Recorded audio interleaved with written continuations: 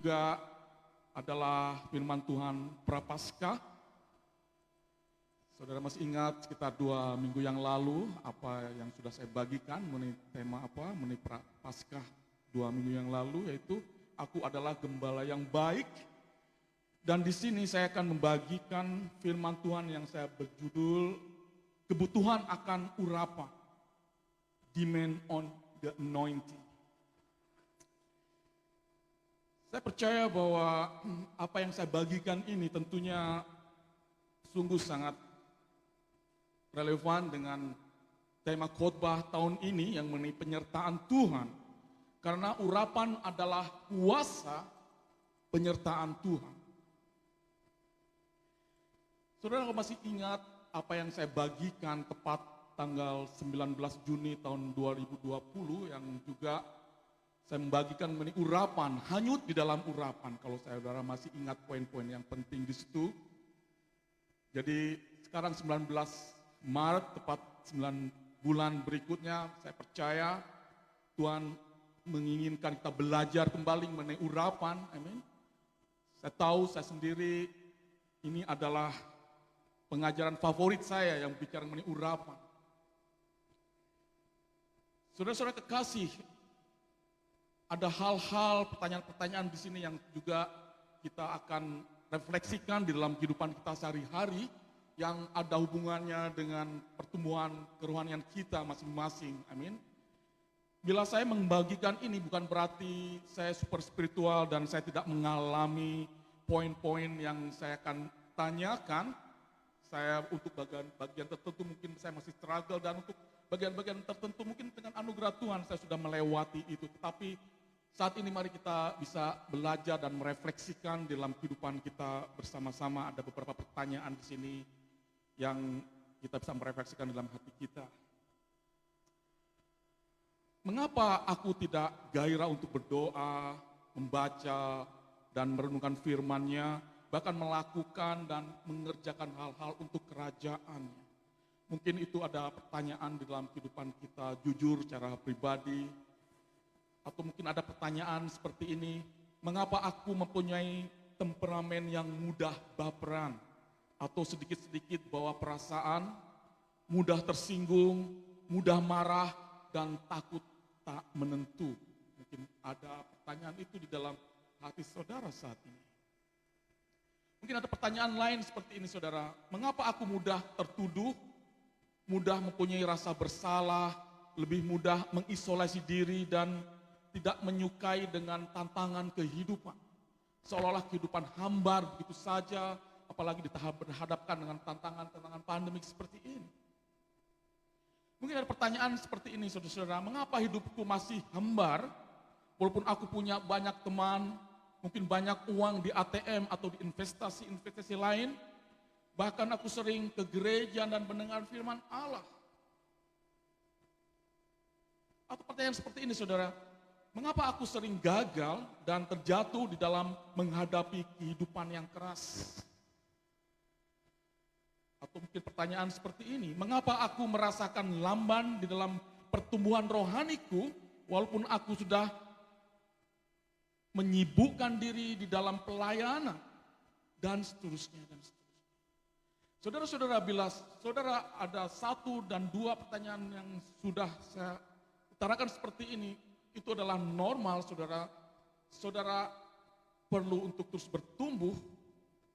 Saya percaya firman Tuhan pagi hari ini akan menjawab pertanyaan-pertanyaan tersebut. Saudara-saudara kekasih, mari kita berdoa untuk firman Tuhan pagi hari ini. Bapa di dalam surga, terima kasih untuk pagi yang indah ini Tuhan. Di dalam nama-Mu kami memuji Engkau, menyembah Engkau, kami bersyukur untuk hadirat-Mu di tengah-tengah kami saat ini. Bapa di dalam surga, kami sudah siap juga Tuhan untuk mendengarkan firman-Mu. Kami berdoa di dalam nama-Mu, Engkau urapi kami semua, telinga, pikiran kami. Kami berdoa di dalam nama Yesus Kristus, berikan kami roh yang mudah untuk diajar, roh sebagai seorang murid, Bapa di dalam surga, biarkan kami memberikan hati kami yang gembur Tuhan untuk Engkau tanami benih-benih firman-Mu. Bapa di dalam surga, kami berdoa, biarlah Engkau sendiri yang berbicara melalui hamba-Mu ini, tutup bungkus hamba-Mu ini dengan kuasa darah Yesus Kristus, dan biarlah Engkau saja yang berbicara Tuhan. Bapa di dalam surga, hamba mengerti bahwa hamba tidak punya arti apa-apa, namun hamba hanya menyampaikan pesan yang dari Engkau, yang kami percaya hanya Engkau saja dipermuliakan di tengah-tengah jemaat-Mu. Bapa dalam surga, terima kasih. Kami berdoa di dalam nama Yesus Kristus, kami halau setiap burung-burung yang ingin mematuk benih-benih firman-Mu, yang akan Engkau taburkan di dalam hati anak-anak-Mu, jemaat-Mu, kekasih-kekasih-Mu Tuhan. Kami percaya Tuhan, bahwa benih-benih firman-Mu akan kami rawat, akan kami jaga, sehingga benih-benih itu akan bertumbuh, 30, 60, bahkan 100 kali ganda. Bapa dalam surga, berbicaralah Tuhan melalui hamba-Mu, kami siap untuk mendengarkan di dalam nama Yesus Kristus, kami berdoa dan mengucap syukur. Amin. Jemaat, saya undang bangkit berdiri, kita akan baca bersama-sama di dalam Lukas 4 ayat 18 sampai ayat yang ke-19. Lukas 4 ayat 18 sampai ayat yang ke-19, hanya 2 ayat saja di sini. Mari kita bacakan bersama-sama, 1, 2, 3. Roh Tuhan ada padaku, oleh sebab Ia telah mengurapi aku untuk menyampaikan kabar baik kepada orang-orang miskin, dan Ia telah mengutus aku untuk memberitakan pembebasan kepada orang-orang tawanan dan penglihatan bagi orang-orang buta, untuk membebaskan orang-orang yang tertindas, untuk memberitakan tahun rahmat Tuhan telah datang. Jemaat, saya persilakan duduk. Amin. Diberkatilah kita semua yang membaca firman Tuhan, yang juga tentunya yang melakukan itu di dalam kehidupan kita sehari-hari. Saudara-saudara kekasih, mungkin itu pertanyaan-pertanyaan yang pertama yang sudah saya utarakan kepada saudara. Mungkin ada hal yang lain lagi, mungkin saya tidak termasuk di dalam bagian itu. Mungkin saudara ada di bagian seperti ini.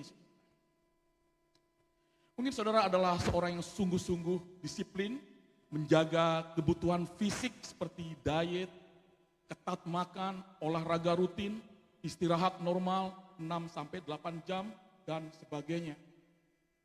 Saya tahu ada beberapa banyak dari kita melakukan itu.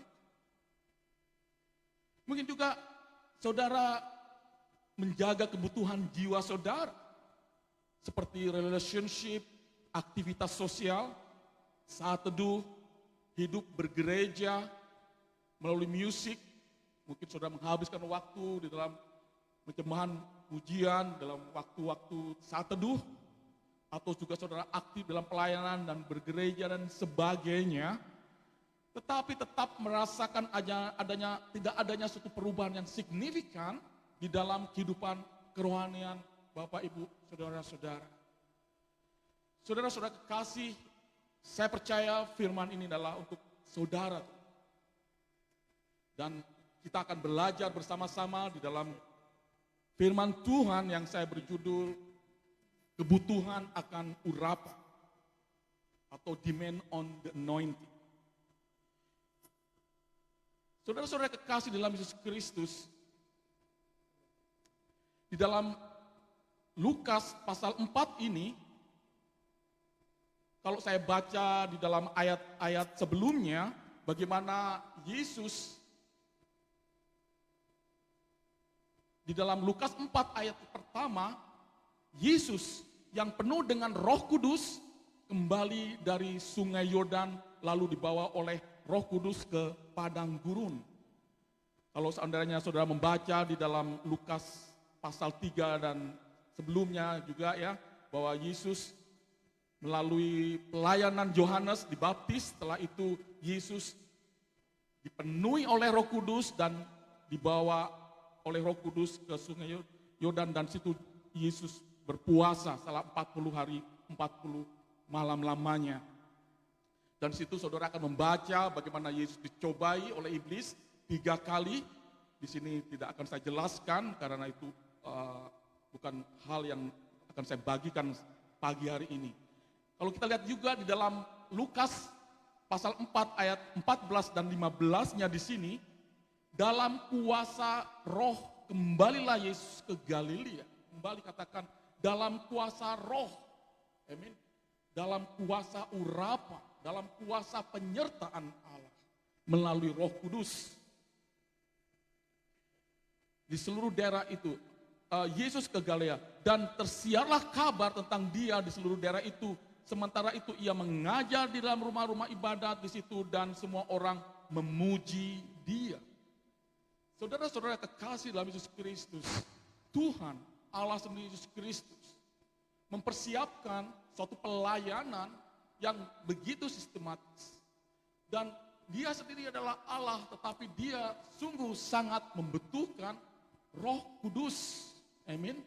Nah, dari sini kita bisa belajar apapun yang kita mulai dalam suatu pelayanan. Apakah itu pelayanan pribadi kita, apakah itu pelayanan dalam keluarga, amin. Dalam pekerjaan, dalam setiap area kehidupan kita, hendaklah kita membutuhkan kuasa Roh Kudus. Dipenuhi oleh Roh Kudus. Karena disitulah kita akan bisa melihat ada suatu perubahan-perubahan yang signifikan bila kita memulainya itu dengan pertolongan Roh Kudus. Saya percaya Roh Kudus adalah roh yang sangat mengerti, ada kelemah lembutan di dalamnya. Kita bisa berkomunikasi lebih lagi melalui kuasa Roh Kudus. Saya percaya saudara-saudara dari kita semua sudah melakukan itu di dalam kehidupan kita. Sehingga tidak ada, saya percaya tidak ada kehidupan yang hamba dalam kehidupan kita pada saat kita menjadi partnernya Roh Kudus di dalam setiap area kehidupan kita, di dalam menjalani kehidupan kita hari lepas hari. Saudara-saudara kasih, jadi yang pertama tadi juga kita bisa melihat bahwa Yesus dipenuhi oleh Roh Kudus, ayat yang ke-14 ada kuasa Roh Kudus. Dan yang ketiga yang juga sudah kita baca bersama-sama, yaitu Roh Tuhan, Roh Allah ada padaku sebab ia telah mengurapi aku. Amin. Mengurapi aku, mengurapi Yesus. Tadi sudah saya jelaskan apa itu urapan, saudara, kuasa penyertaan Allah melalui Roh Kudus. Kuasa penyertaan Allah melalui Roh Kudus. Jadi kita bisa melihat di sini Yesus sendiri walaupun adalah salah satu Allah dari Tritunggal masih tetap membutuhkan Roh Kudus yang senantiasa mengurapi, yang senantiasa bekerja bersama-sama di dalam pelayanannya. Dan bagaimana kita bisa melihat pelayanan Yesus itu sendiri. Mungkin saya bisa, Pak Suwito bisa memberikan gambar di sini mengenai gambar yang sudah saya kirim kalau sudah masuk ya, atau tidak.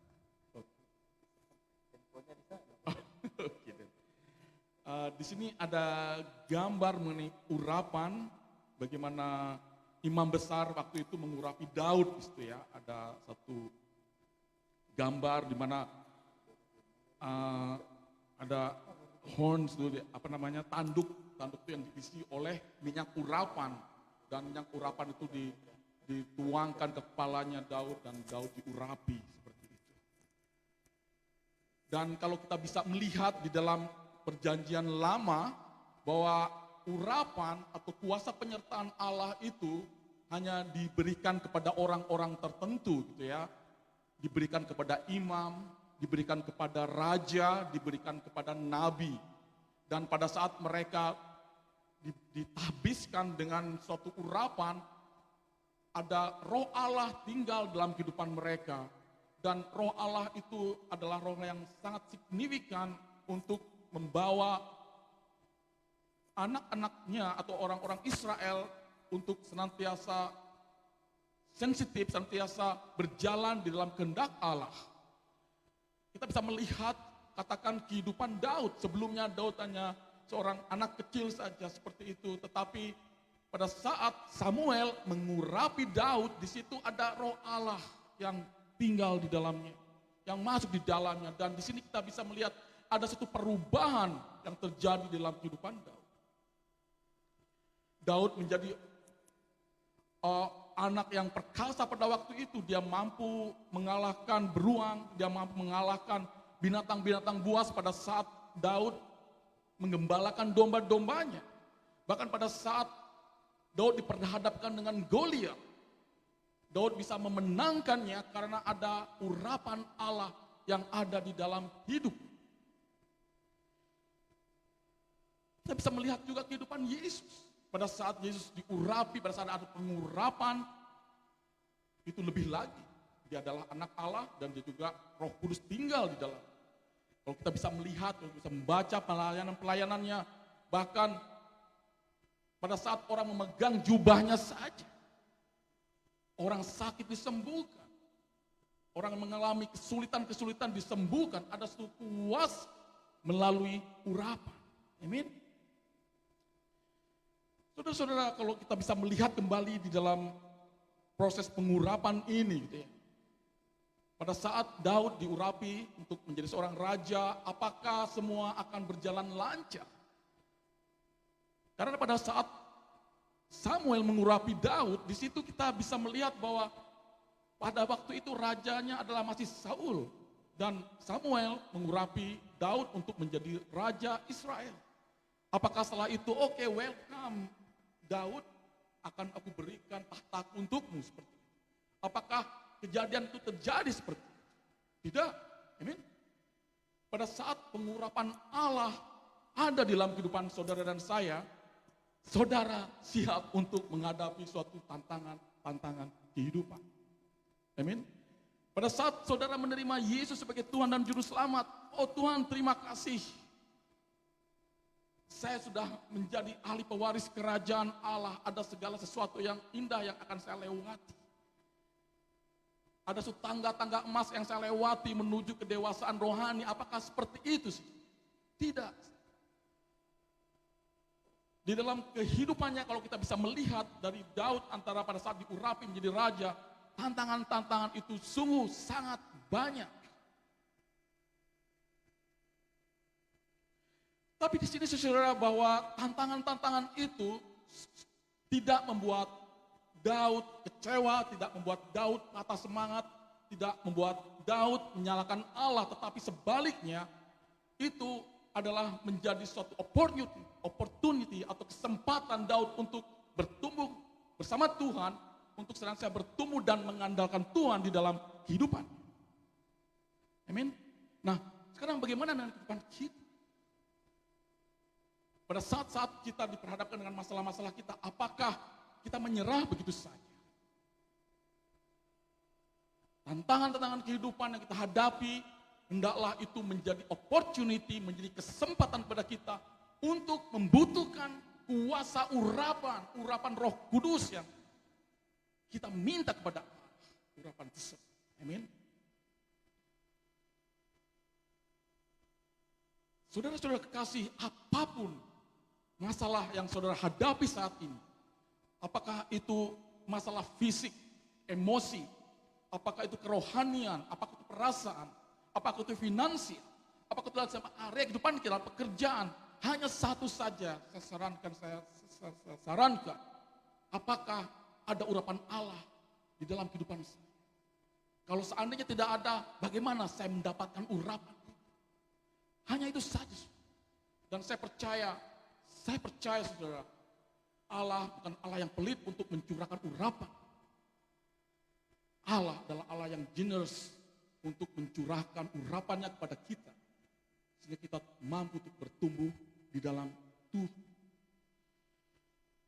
Saudara-saudara, kita bisa melihat bahwa minyak urapan di dalam perjanjian lama dan juga kita pakai dalam perjanjian baru itu adalah terbuat dari minyak zaitun. Kalau kita bisa melihat bagaimana proses pembuatan minyak zaitun itu sendiri, minyak zaitun yang dimana diambil dari pohonnya, itu bisa diartikan bahwa pada saat ada urapan Allah yang tinggal di dalam kehidupan kita, kita harus bersedia keluar dari comfort zone.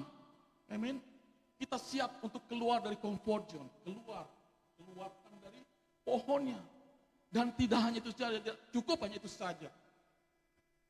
Zaitun itu harus dikeras, harus dihancurkan untuk membuahkan, untuk menghasilkan minyak. Nah, itu apa artinya saudara? Dalam kehidupan kita.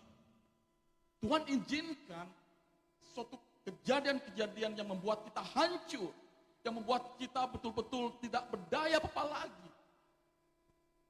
Dan disitulah saya percaya proses pengurapan itu terus dan saya percaya semakin kita membutuhkan urapan Allah, semakin kita diperhadapkan dengan suatu kehancuran. Pada saat kita ditambahkan urapan Allah dalam kehidupan kita, itu berarti apa saudara? Kedagingan saudara akan semakin mati. Tadi Ibu Gloria sudah berdoa untuk itu. Biarlah kedagingan kita semakin mati, tetapi urapan kita semakin bertambah. Jadi dengan kata lain saudara tidak bisa mengharapkan urapan Allah kalau saudara tidak bersedia kedagingan saudara dihancurkan. Kedagingan saudara dimati. Dan itulah suatu proses seperti zaitun, diproses menjadi minyak zaitun yang melambangkan urapan, demikian juga di dalam kehidupan. Amin. Dan sungguh hal yang tidak mudah karena yang diproses tersebut adalah mungkin keegoisan kita, mungkin kebodohan kita, mungkin keras kepalaan kita. Ada banyak hal-hal yang perlu diproses. Saya percaya tidak ada satu hamba Tuhan pun yang mempunyai suatu urapan yang besar tanpa melalui proses ini. Dan saya percaya demikian juga dengan semua anak-anak Allah, semua dari kita yang mau itu diproses dan mendapatkan urapan itu di dalam kehidupan kita. Kita bisa melihat di situ di dalam Lukas pasal 4 yang sudah bagian yang sudah kita baca juga, pada saat Yesus dipenuhi oleh Roh Kudus, pada saat Yesus ada kuasa Roh Kudus di dalamnya, ada urapan. Di situ kita bisa melihat banyak orang-orang yang membenci dia. Bahkan membawanya dia ke lereng gunung dan ingin melemparinya dengan batu. Tetapi karena waktunya belum tiba, Yesus bisa menyelamatkan dan tidak terjadi apa-apa. Saudara-saudara yang kekasih dalam Kristus, bagaimana kita mendapatkan kesempatan untuk mendapat urapan? Justru pada saat kita diperhadapkan dengan masalah. Dan bagaimana kita belajar untuk mempunyai satu persepsi yang berbeda, instead of complaining, instead of judging people, ataupun menyalahkan orang lain, menyalahkan Allah.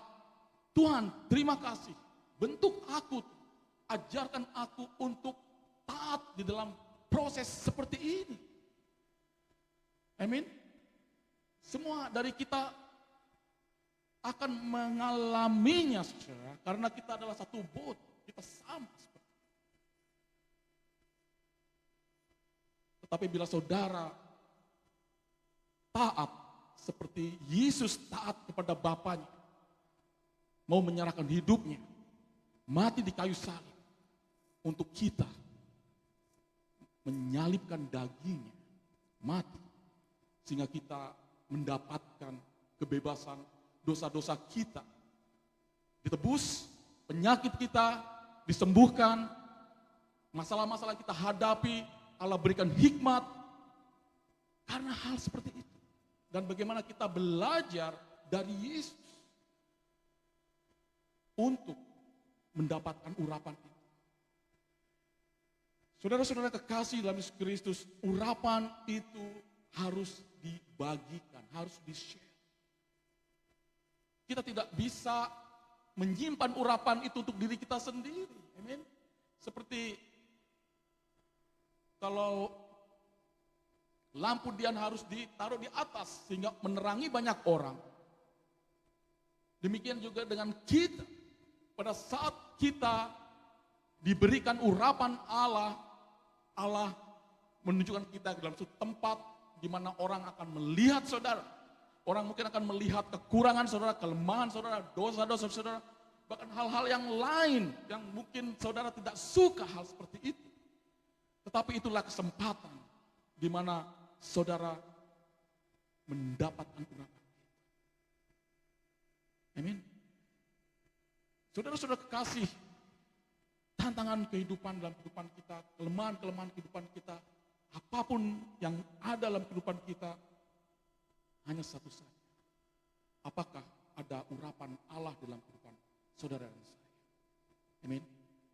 Kalau tidak ada, kalau kurang, kalau saudara dan saya mengalami suatu defisiensi, the anointing of God dalam kehidupan saudara, inilah saatnya saudara merefleksikan diri dan meminta itu. Meminta itu. Karena ada suatu kebutuhan kita dalam kehidupan orang-orang percaya. Amin. Saudara sebagai bapak, saudara sebagai ibu, saudara punya anak-anak, saudara tidak bisa hanya mengandalkan keuangan untuk mendidik anak-anak saudara. Saudara tidak bisa mengandalkan kepandaian intelektual saudara saja. Saudara tidak bisa mengandalkan pangkat apapun, dan itu tidak ada artinya apa-apa kalau Allah tidak campur tangan, penyertaan kuasa Allah melalui urapan. Amin. Saudara-saudara, ini adalah hal yang sangat vital yang kita sama-sama belajar. Kita bisa melihat bagaimana Rasul Paulus merefleksikan mengenai pelayanannya yang juga ada hubungannya dengan urapan di sini. Yang saya ambil di dalam 2 Korintus 6 ayat 1 sampai ayat yang ke-10. Saya bacakan saja di sini.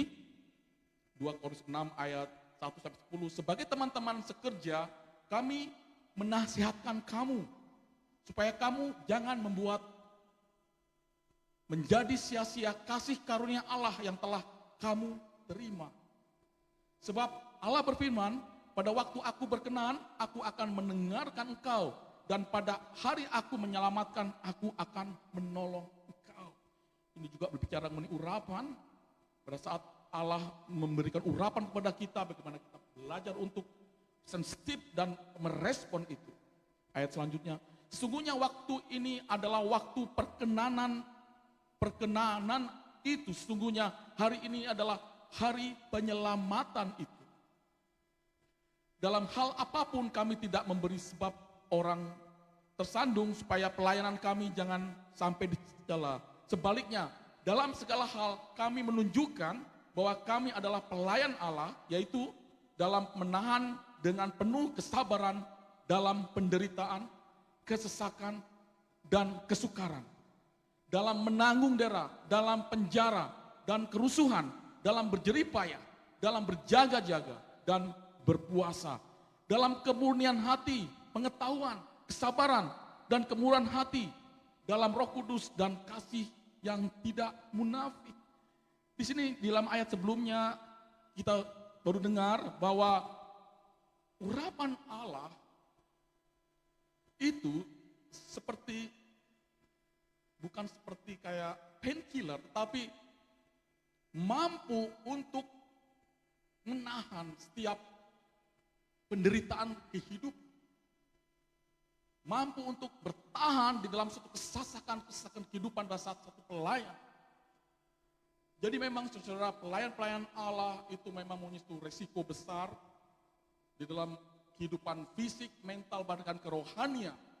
Tetapi urapan Allah itulah yang menjaga, preserve gitu ya, sehingga dalam suatu kesesakan apapun, dalam suatu penderitaan apapun, dalam suatu penyakit apapun, urapan Allah itu sanggup untuk menahan kesemuanya. Jadi kita butuh urapan Allah, kuasa penyertaan Allah. Amin.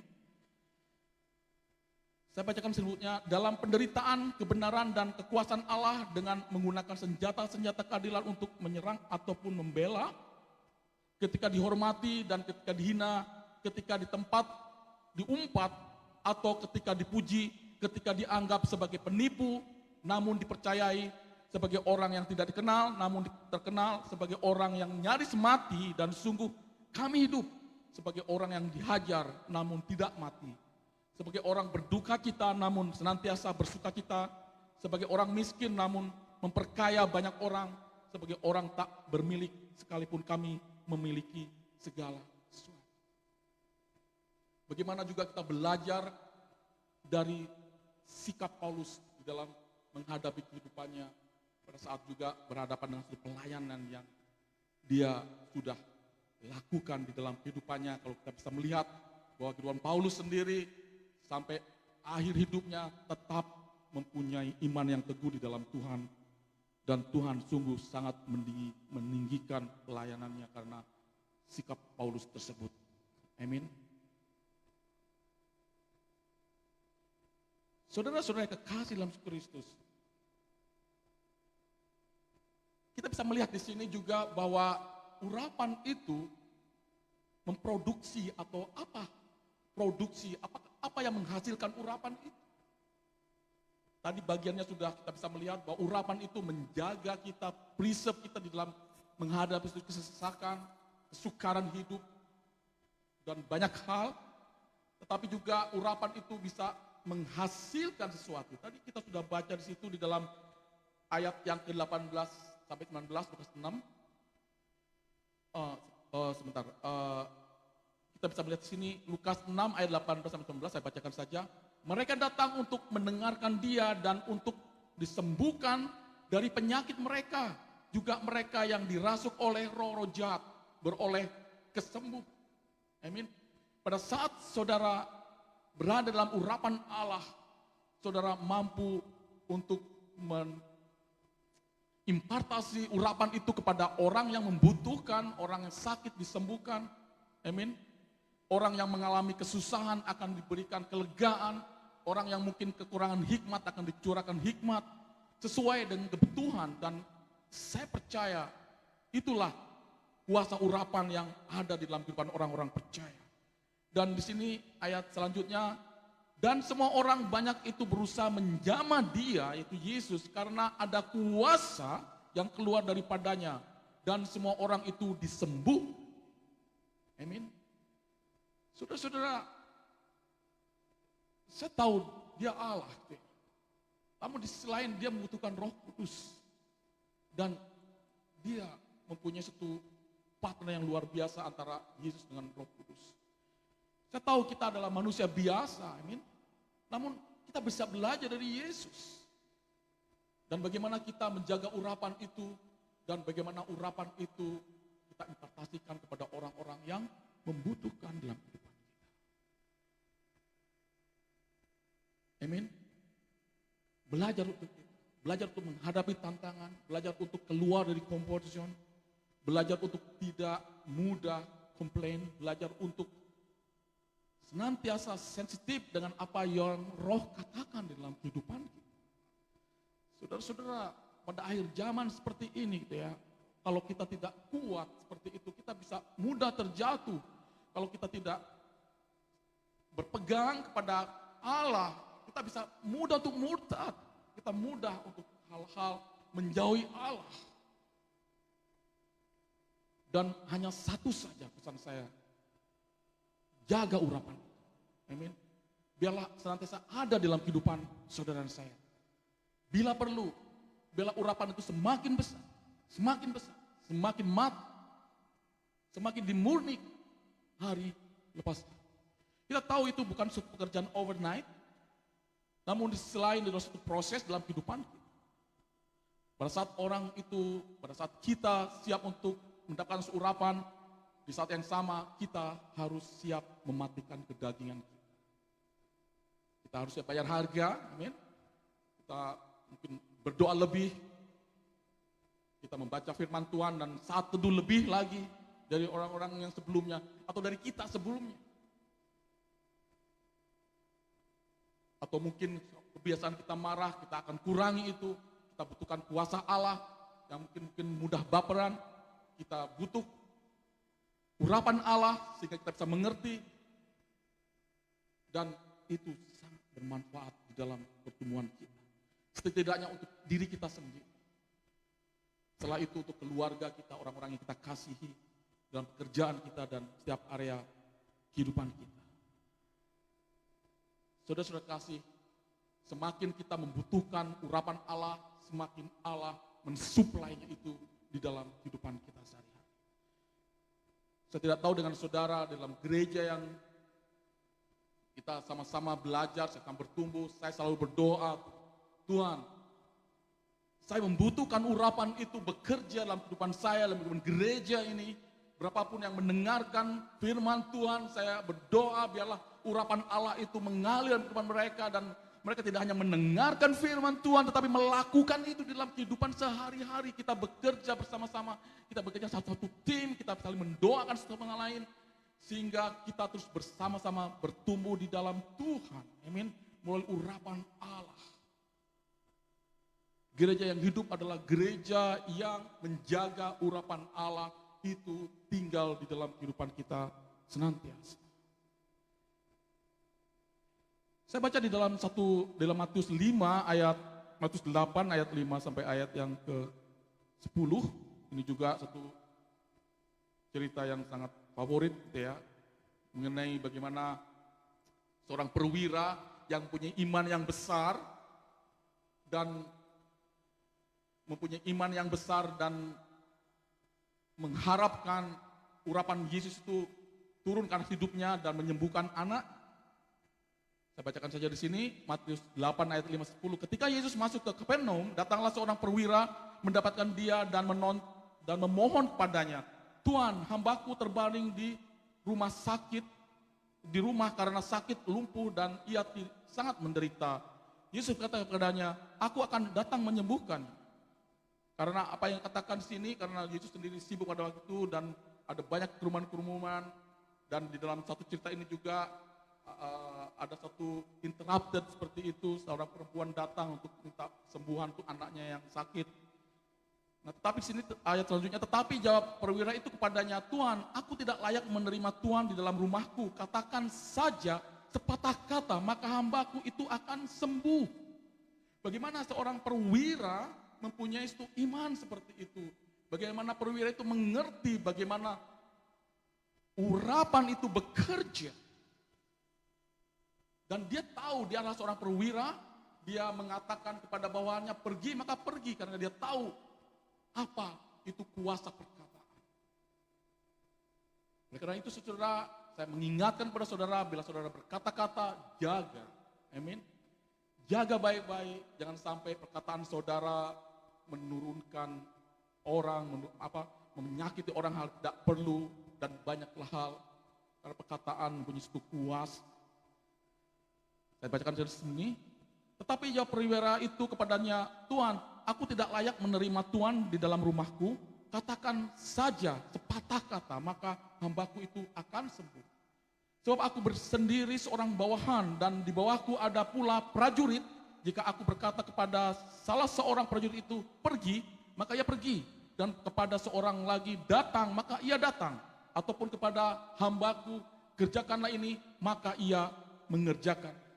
Setelah Yesus mendengar hal itu, heranlah ia dan berkata kepada mereka yang mengikutinya, aku berkata kepadamu, sesungguhnya iman sebesar ini tidak pernah aku jumpai kepada seorang pun di antara orang. Saudara-saudara kasih, kita bisa belajar di sini dari seorang perwira yang tahu itu kuasa urapan itu. Saudara, yang terakhir di sini yang saya bagikan juga dalam Yohanes 2 ayat 1-8. Ini juga salah satu cerita yang sangat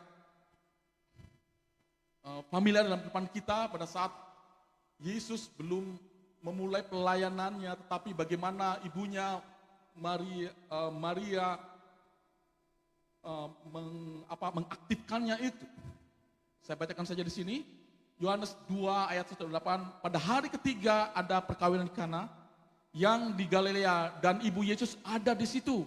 Yesus dan murid-muridnya diundang juga ke perkawinan itu. Ketika mereka kekurangan anggur, ibu Yesus berkata kepadanya, mereka kehabisan anggur. Kata Yesus kepadanya, mau apakah engkau daripadaku? Ibu, saatku belum.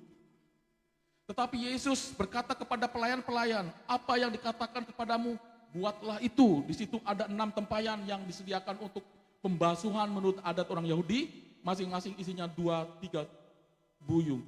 Yesus kepada mereka berkata kepada pelayan-pelayan, isilah tempat-tempat itu penuh dengan air, dan mereka pun mengisinya sampai penuh. Nah, di sini kita bisa belajar bahwa Yesus mengatakan untuk memenuhi tempayan itu dengan air sampai penuh. Apa itu air? Melambangkan air adalah firman. Dan tempayan itu adalah melambangkan tubuh kita, mungkin iman kita, pengetahuan kita, dan isi sampai penuh. Amin. Bila kita mengharapkan urapan Allah, bukan kita belajar untuk mengisi hidup kita, pikiran kita dengan firman Allah sampai firman itu penuh. Dan disitulah Yesus bekerja. Urapan Allah itu ada di dalam kehidupan kita. Amin, saudara, ada banyak hal-hal di sini yang kita bisa belajar. Bagaimana juga Petrus pada saat melayani setelah kematian Yesus Kristus, bahwa bayangannya saja bisa menyembuhkan orang. Kita bisa melihat juga sapu tangannya, salah satu rasul juga bisa menyembuhkan orang, dan banyak hal seperti itu. Amin. Namun untuk memulainya hal urapan, kita belajar untuk mematikan tubuh kita. Belajar untuk mematikan tubuh kita. Seperti Yesus yang juga siap untuk disalib di kayu salib untuk menebus dosa-dosa kita. Sehingga kita menjadi orang-orang yang merdeka di dalam Tuhan. Dan tidak hanya itu saja, kita hidup berkelimpahan melalui kasih anugerah-Nya. Amin. Amin. Saudara belajar firman Tuhan pagi hari ini, amin. Amin. Mari kita berdoa, saudara.